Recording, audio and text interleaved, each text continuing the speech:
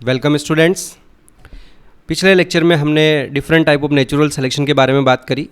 आप यहाँ देख सकते हैं कि तीन तरह के नेचुरल सिलेक्शन होते हैं, स्टेबलाइजिंग, डायरेक्शनल और डिसरप्टिव। तीनों टाइप के जो नेचुरल सिलेक्शन है उनके एग्जांपल्स के साथ मैंने आपको बताया।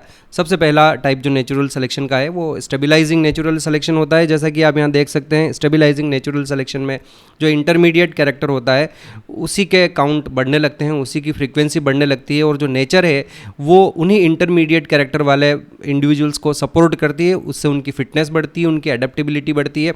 और what happens exactly in the case, तो आप यहाँ देखिएंगे कि ये जो कर्व हो रहा है इसकी पीक जो है और ऊपर होती जा रही है, शार्प होता जाएगा, ये स्टीप होता जाएगा और इसकी जो विड्थ है वो नैरो होने लगती है। तो ये स्टेबलाइजिंग नेचुरल सिलेक्शन है। मैंने आपको इसका एग्जांपल दिया था।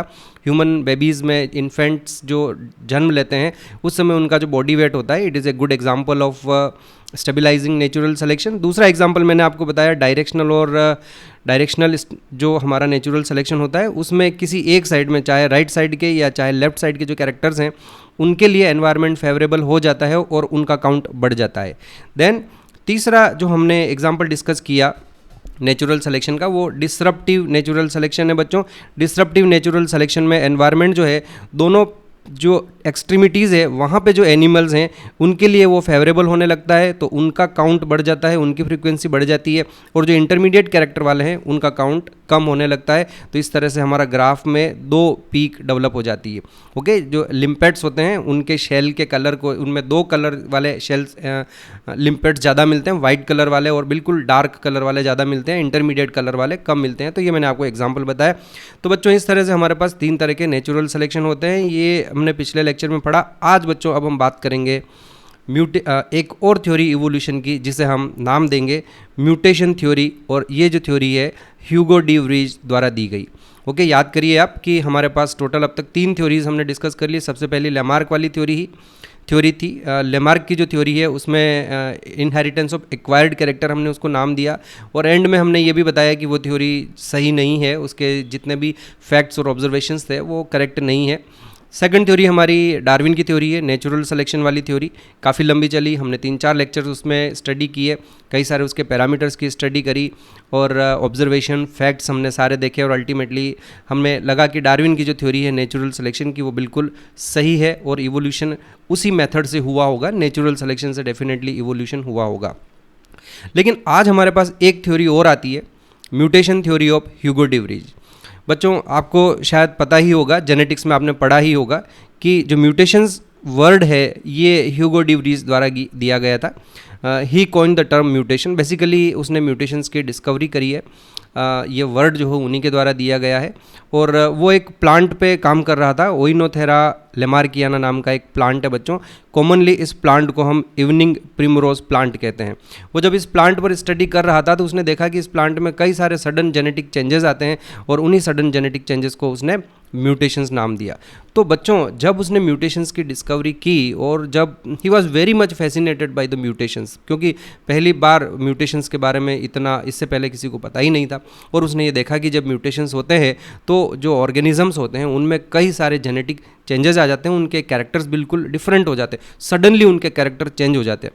तो उसे लगा कि ये जो नई स्पीशीज़ बनती है, ये जो इवोल्यूशन होता है, ये इन्हीं म्यूटेशंस के कारण होता है। और उसने जब उसे ये लगा कि हाँ इवोल्यूशन के पीछे मेन रीज़न म्यूटेशंस का है, तो उसने अपनी एक थ्योरी दे डाली, और उस थ्योरी को हमने नाम दिया mutation theory given by Hugo de Vries. Okay बच्चों, तो he was such fascinated by this theory कि उसने डार्विन की जो नेचुरल सिलेक्शन वाली थ्योरी थी बच्चों, उसको बिल्कुल उसने डिसअप्रूव किया। उसने बोला कि नहीं, जो स्पीशीज़ नहीं बनती है या जो इवोल्यूशन होता है ये डार्विन की नेचुरल सिलेक्शन थ्योरी से नहीं होता है। आप याद कीजिए, डार्विन ने भी यही कहा था कि जो ऑर्गेनिजम्स होते हैं उनमें स्मॉल वेरिएशंस होते हैं, और उन वेरिएशंस का नेचर सिलेक्शन करती है, और इस तरह से नए कैरेक्टर आते हैं और इवोल्यूशन होता है, नई स्पीशीज़ बनती है। पर ये जो थ्योरी है इसमें नेचुरल सिलेक्शन को बिल्कुल डिसअप्रूव कहता है। ह्यूगो डी व्रीज उसको डिसअप्रूव करता है। वो कहता है कि नई स्पीशीज़ बनती है, लेकिन उसमें जो रोल है वो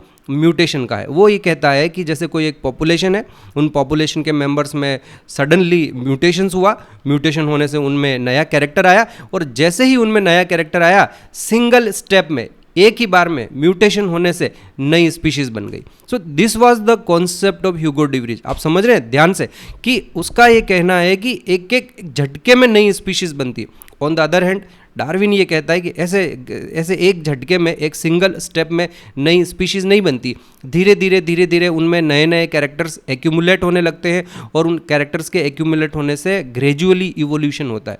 तो it was in very contrast with Darwin's theory.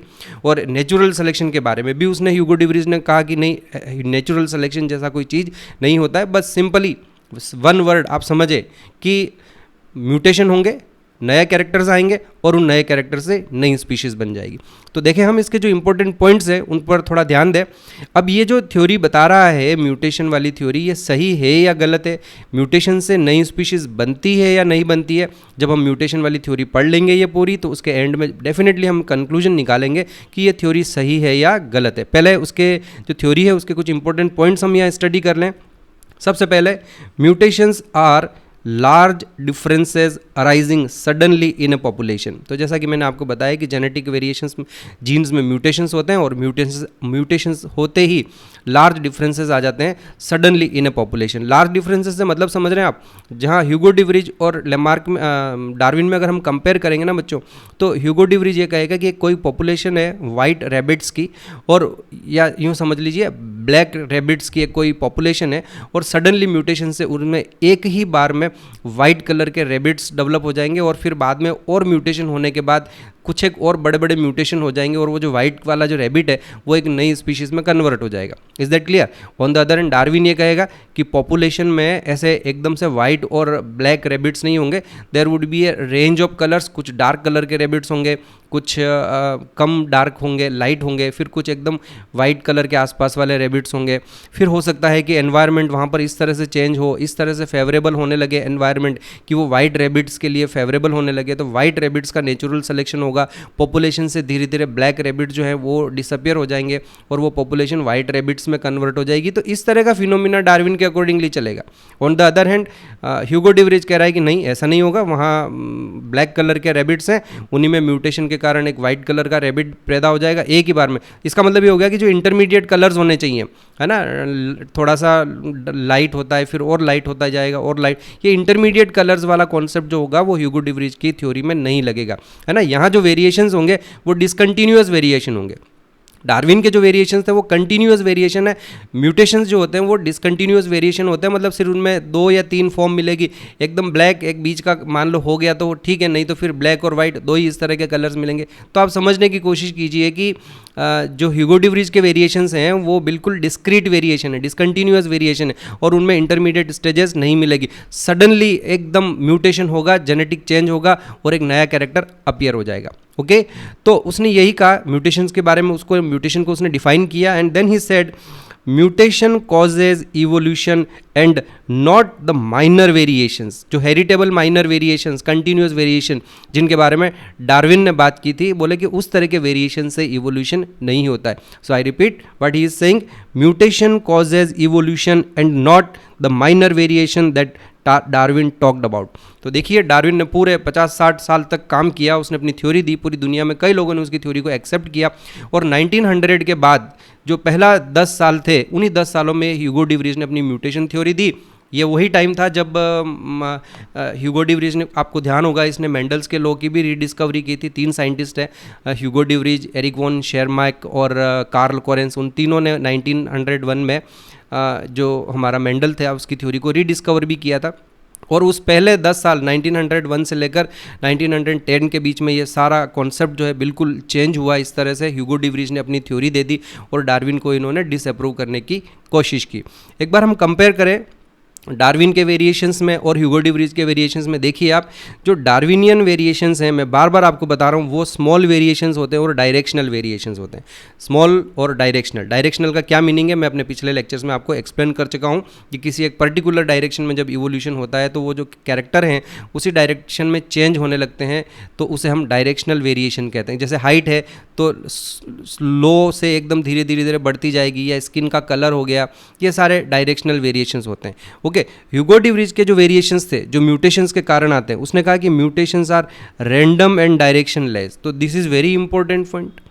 Darwinian variation एक ही डायरेक्शन में आगे बढ़ते हैं, इवोल्यूशन के डायरेक्शन में आगे बढ़ रहे हैं। ह्यूगो डिवरीज कहता है कि जो रैंडम होते हैं और डायरेक्शन लेस होते हैं। तो इस पॉइंट ऑफ व्यू से अगर देखा जाए तो ये हमारी थ्योरी कहीं ना कहीं फिट भी होती है, क्योंकि हमने इवोल्यूशन के लिए भी ये कहा है कि evolution is not a directed process in the sense of determinism, यानी इवोल्यूशन किसी एक डायरेक्शन में हो जरूरी नहीं है। तो यहाँ जो हमारे मैमल्स में कुछ ऐसे मैमल जो वापस पानी में रहने चले गए, उनके बारे में हम यहाँ ह्यूगो डिवरीज के कॉन्सेप्ट से उसको एक्सप्लेन कर सकते हैं कि मान लीजिए ऐसा हुआ होगा कि कुछ टेरेस्ट्रियल हमारे पास मैमल्स होंगे, उन टेरेस्ट्रियल मैमल्स में कुछ ऐसे म्यूटेशंस हो गए होंगे, कुछ ऐसे वेरिएशंस, सडन वेरिएशंस आ गए कि उनके लिम्स जो हैं वो सडनली फ्लिपर में कन्वर्ट हो गए सिंगल स्टेप में, और ऐसे में फिर वो ज़मीन पर नहीं रह पाया, वो पानी में रहने चला गया और नई स्पीशीज़ बन गई वहाँ पर।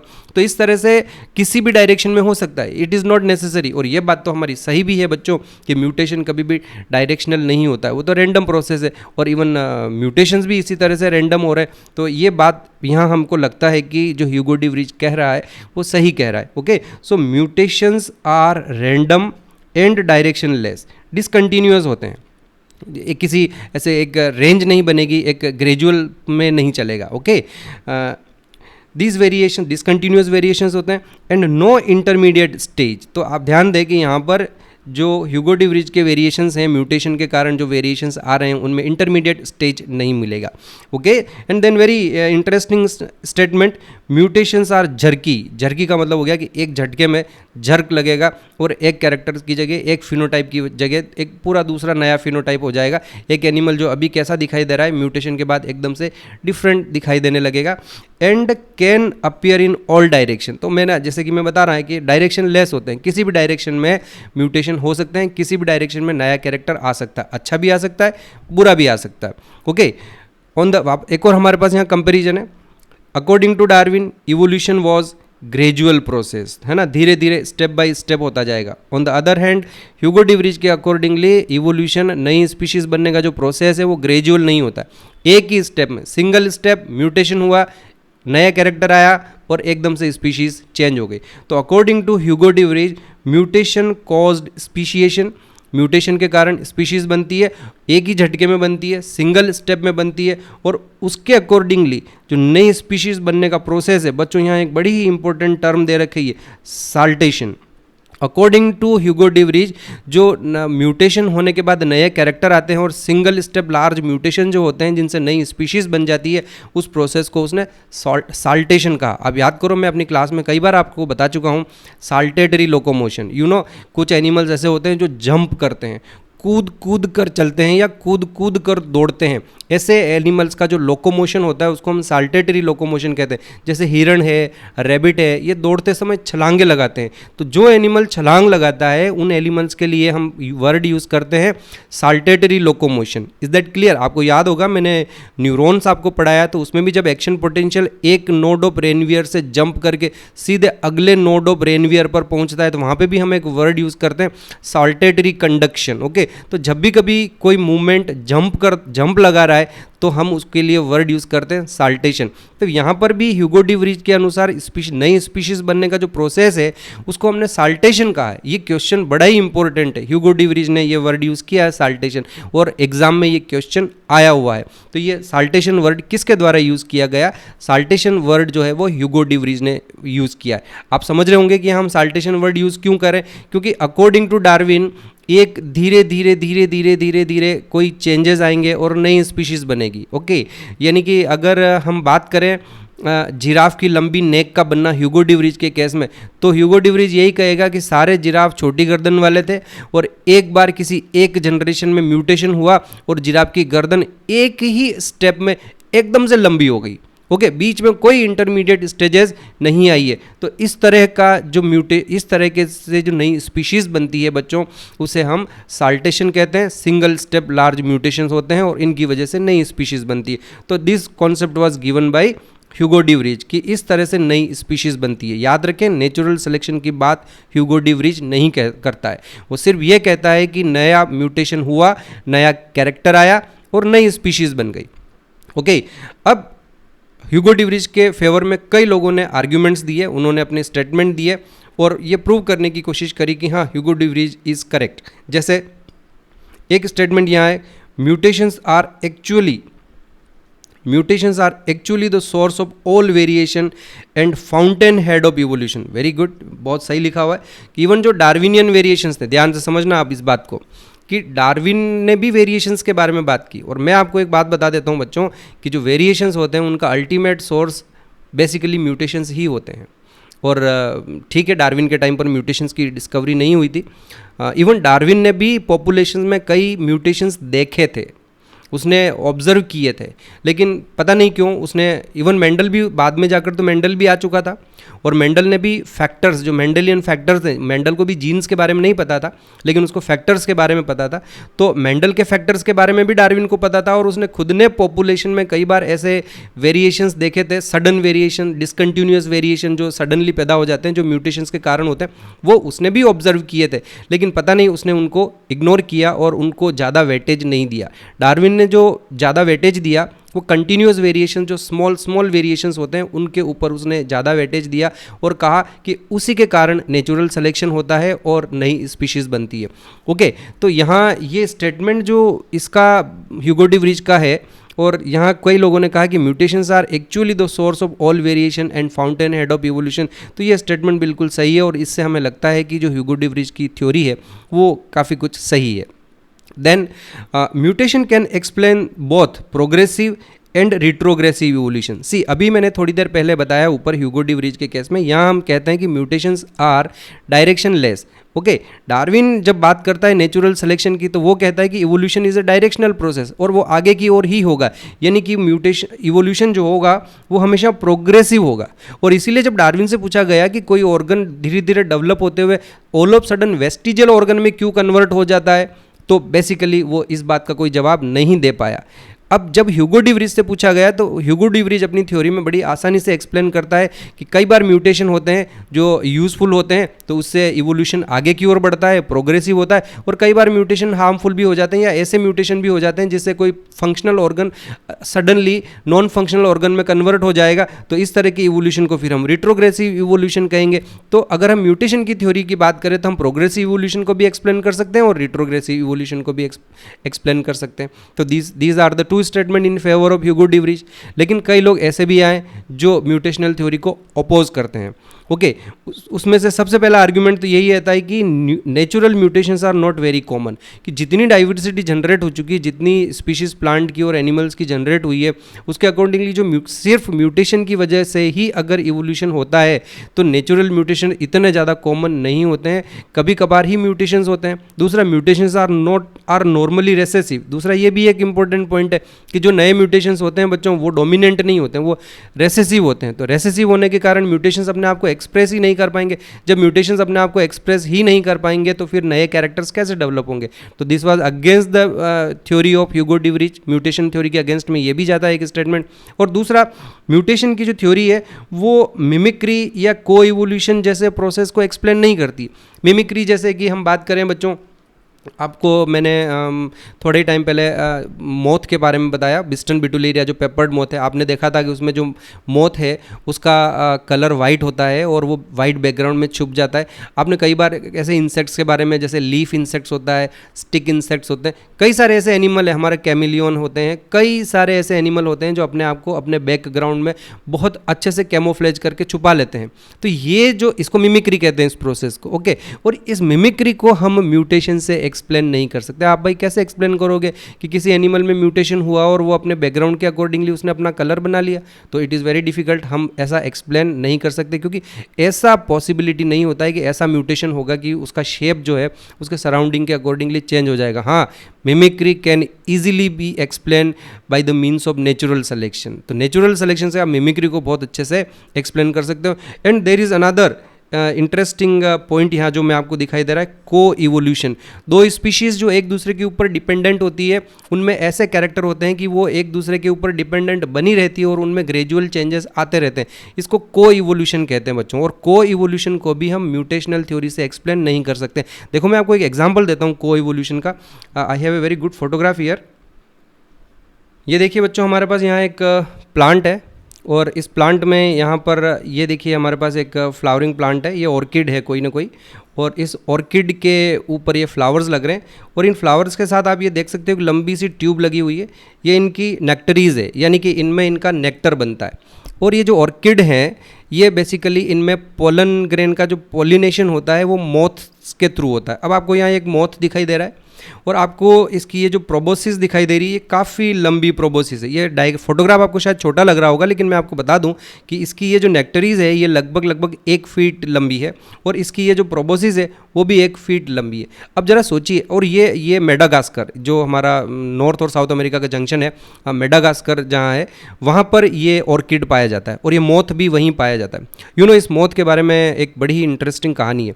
डार्विन जब मेडागास्कर की विजिट कर रहा था तो उसने इन फ्लावर्स को देखा, उसने उनकी नेक्टरीज को भी देखा, उसने खूब कोशिश करी, लेकिन ये मोथ उसको उस समय वहाँ जितने टाइम वो रहा वहाँ ये मोथ नहीं देख पाया था। अब बच्चों आप जस्ट इमेजिन करिए कि ये काफ़ी पुरानी बात है, डार्विन जब विजिट कर रहा था और उस समय तक हमारे इन ट्रॉपिकल रेन फॉरेस्ट में घूमना तो बहुत बड़ी बात हुआ करती थी, सिक्योरिटी पॉइंट ऑफ व्यू से एंड ऑल दोज पॉइंट्स, कोई फैसिलिटी उस समय वहाँ अवेलेबल नहीं थी। तो उसने कोशिश भी करी होगी उन जंगलों में रहने की, लेकिन ये मोथ उसको लंबे समय तक वहाँ नहीं मिला। लेकिन जब वो इन फ्लावर्स को देखकर और इनकी ये जो नेक्टरीज दिखाई दे रही है इनको देखकर वो वापस आया वहाँ से, तो उसने अपनी बुक में ये ज़रूर लिखा कि मैं एक ऐसे फ्लावर्स देख के आया हूँ जिनमें 1 फीट लंबी नेक्टरीज है। एंड आई बिलीव, डार्विन ने कहा कि इन नेक्टरीज के अंदर जो नेक्टर है उसके ऊपर फीड करने के लिए कोई ना कोई ऐसा मोथ ज़रूर होगा बच्चों जिसकी जो प्रोबोसिस होगी वो ऑलमोस्ट 1 फीट लंबी होगी। ऑफ कोर्स वो उनको देख नहीं पाया था, लेकिन उसने प्रेडिक्शन जरूर दिया और अपनी बुक में इसको मेंशन भी किया था। एंड यू वॉन्ट बिलीव कि अगले 20 सालों तक वहाँ पर ऐसा कोई मोथ डिस्कवर नहीं हुआ, लेकिन 20 साल बाद ये मोथ वहाँ डिस्कवर हुआ जिसकी जो प्रोबोसिस थी वो 1 फीट लंबी थी।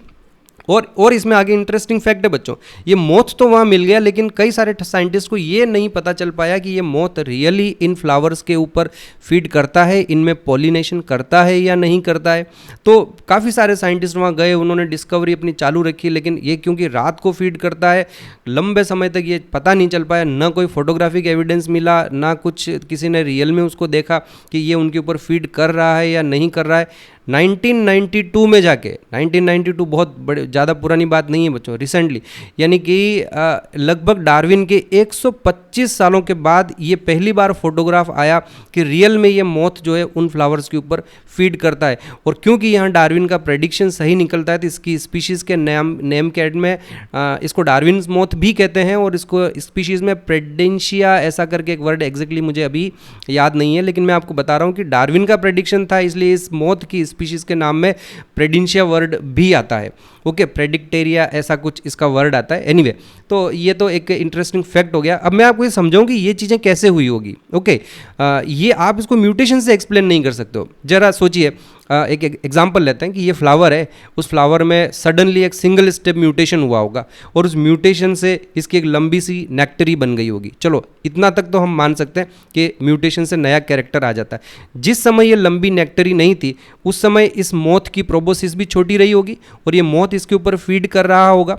अब यहाँ क्या होता है, अगर हम ह्यूगो डी वरीज के अकॉर्डिंगली चलें तो हमें यह मानना पड़ेगा कि जिस समय इस प्लांट में यहाँ पर एक म्यूटेशन के कारण सिंगल स्टेप में इसकी नेक्टरी बड़ी हुई, उसी समय इस मोथ की प्रोबोसिस में एक सिंगल म्यूटेशन के कारण इसकी प्रोबोसिस भी लंबी हो गई होगी। इसकी प्रोबेबिलिटी बहुत ही आप ये समझ लीजिए कि रेयरेस्ट प्रोबेबिलिटी होगी, बिल्कुल हो ही नहीं सकता। इट इज़ अनबिलीवेबल, ये पॉसिबल नहीं हो सकता है बच्चों। किसी एक एनिमल के एग्जाम में मान लीजिए पॉसिबल हो जाए, पर नेचर में तो ऐसे कई सारे एग्जाम्पल है जहाँ को इवोल्यूशन हुआ है एक प्लांट और एक स्पीशीज़ का, उसके साथ किसी दूसरे एनिमल स्पीशीज़ का। तो क्या सभी में इसी तरह से म्यूटेशन से, सिंगल स्टेप म्यूटेशन से ये कैरेक्टर डेवलप हुए होंगे? नहीं बच्चों, ये जो को इवोल्यूशन होता है it is always explained by natural selection. और हम यहाँ ये मानेंगे कि धीरे धीरे इस फ्लावर में इसकी नेक्टरीज लंबी होती गई होगी और उस समय जो मोथ उनके ऊपर फीड कर रहे होंगे उनमें से जिनकी प्रोबोसिस सबसे लंबी रही होगी उनका नेचुरल सिलेक्शन होता गया और धीरे धीरे ग्रेजुअली धीरे धीरे जनरेशन आफ्टर जनरेशन नेक्टरीज लंबी होती गई और उनमें से जिनकी प्रोबोसिस लंबी होती गई उनका नेचुरल सिलेक्शन होता गया। और during the course of time एक ग्रेजुअल प्रोसेस में ये दोनों एक दूसरे के साथ साथ इवॉल्व हुए हैं, यानी कि दोनों का को इवोल्यूशन हुआ है। तो इसको हम नेचुरल सिलेक्शन से एक्सप्लेन कर सकते हैं। हैं ह्यूगो डी वृज की म्यूटेशन थ्योरी से कि एक ही म्यूटेशन में दोनों में एक साथ एक एक म्यूटेशन हुए होंगे, एक की नेक्ट्रीज बड़ी हो गई और दूसरी की प्रोबोसिस बड़ी हो गई, it can not be explained. Okay, तो इसलिए ये हमारे ह्यूगो डी वृज की जो इवोल्यूशन की थ्योरी है उसके अगेंस्ट में जाता है, म्यूटेशन थ्योरी के अगेंस्ट में जाता है। Okay, so now we have both type of statements. ऊपर की तरफ हमारे पास फेवर में भी कुछ स्टेटमेंट्स हैं और नीचे की तरफ हमारे पास कुछ उसके अगेंस्ट में भी स्टेटमेंट है। फाइन, इसी के साथ हमारी ह्यूगो डी वृज की म्यूटेशन थ्योरी खत्म होती है, लेकिन हमारा एक इंपॉर्टेंट स्टेटमेंट तो बाकी रहता है कि अब हम क्या करें। हमारे पास दो तरह के स्टेटमेंट है, फेवरेबल भी है और अनफेवरेबल स्टेटमेंट भी है, फेवर में भी है, अगेंस्ट में भी है। तो ह्यूगो डी वृज की म्यूटेशन वाली थ्योरी सही है या गलत है? क्या वास्तव में इवोल्यूशन म्यूटेशन से हुआ होगा? बच्चों, इसका आंसर है कि ह्यूगो डी वृज की म्यूटेशन वाली थ्योरी भी सही है, लेकिन पार्टली सही है। यानी जब ह्यूगो डी वृज ये कहता है कि सारी स्पीशीज़ का बनना, इस दुनिया में जितनी भी स्पीशीज़ हुई है वो सारी की सारी म्यूटेशन से ही बनी हुई है, तो ये स्टेटमेंट गलत हो जाता है। जब वो कहता है कि नेचुरल सिलेक्शन नाम की कोई चीज़ नहीं है और स्मॉल वेरिएशन की कोई इंपॉर्टेंस नहीं है, स्मॉल वेरिएशन से इवोल्यूशन नहीं होता है, नई स्पीशीज़ नहीं बनती, तो ये स्टेटमेंट उसका गलत हो जाता है। लेकिन वो जब ये कहता है कि म्यूटेशन से नई स्पीशीज़ बनती है, तो हाँ, इट इज़ पॉसिबल। हमारे इस एनिमल किंगडम में, हमारे इस प्लांट किंगडम में कई सारी स्पीशीज़ ऐसी रही होगी, कई सारे ऐसे कैरेक्टर होंगे जो सिंगल स्टेप लार्ज म्यूटेशन से आए होंगे और नई स्पीशीज़ बनी होगी। But at the same time natural selection से भी कई सारी स्पीशीज़ बनती है, वो प्रोसेस भी गलत नहीं है। इसका मतलब हमारा कंक्लूजन ये है कि इवोल्यूशन में दोनों ही चीज़ें इन्वॉल्व है। कई बार नेचुरल सिलेक्शन से नई स्पीशीज़ बनती है, कई बार म्यूटेशन से भी नई स्पीशीज़ बनती है। ओके, तो ये हमारी म्यूटेशन थ्योरी ह्यूगो डी वृज की कंप्लीट होती है।